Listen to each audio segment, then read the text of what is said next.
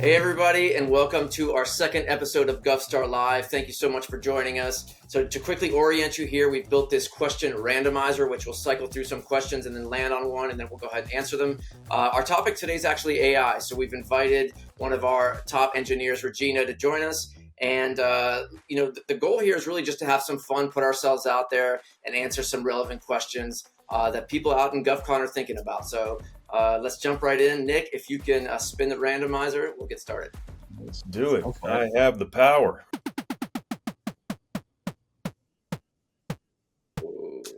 Ooh, interesting. Love that sound. Will AI take your job? If not, explain why. If yes, estimate when and how it will happen. Jeez, that's a scary one.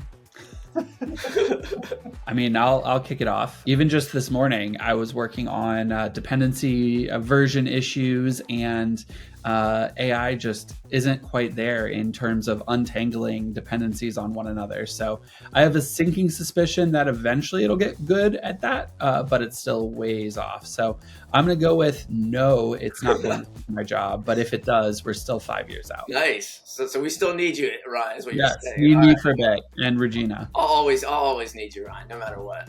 I can go next. All right. I believe AI will not take my job. I think it will take parts of it, very repetitive tasks that I may not enjoy doing that much, like documentation and formatting. I think that I will be left with more of a creative, strategic, critical, ethical decision making. So I will have more control, more responsibility of what I'm doing, and AI will be my helpers that will help me to achieve a lot more. Do you think AI will improve your workflow tenfold, hundredfold? What kind of productivity gains do you anticipate? With the way how AI is operating right now, I would assume about 5x. But with all the promising things that are coming up in the future within 5 years, I'm sure it will be a lot more than that. All right, good answer. Who wants to go? Who's next? I'll take it. All right. I'll take it. So my thoughts are that it's not going to take my job, but it's going to change the scope of it. The analogy that I've used for a little while now, and just thinking about this and talking about it broadly, is if you were a violin player in an orchestra, now you're going to have to be the conductor. Plain and simple. I'll leave it there. All right. So what you're saying is it could replace the violin player, but it can't replace the conductor. So the role that you take on is going to change from violinist to conductor? Exactly. Cool. Nice summary. I mean, Charles, do you think that AI can take over as a founder of a company and CEO of a company? pressure's on.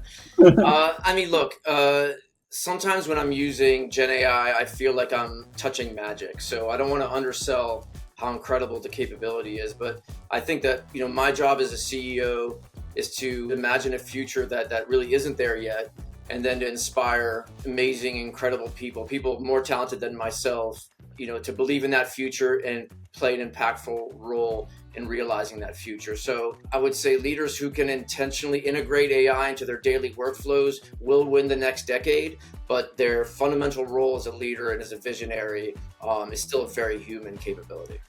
We talk a lot at GovStar about unlocking the future of government, and I think that unlocking is a combination of human thought as well as effectively using tools that are available. Yeah, quickly integrating those tools, right? And I think as a smaller company, that's part of our advantage, is we're flexible enough to continue to pivot every time there's a new technology that comes out that we can leverage, to further our customers' missions.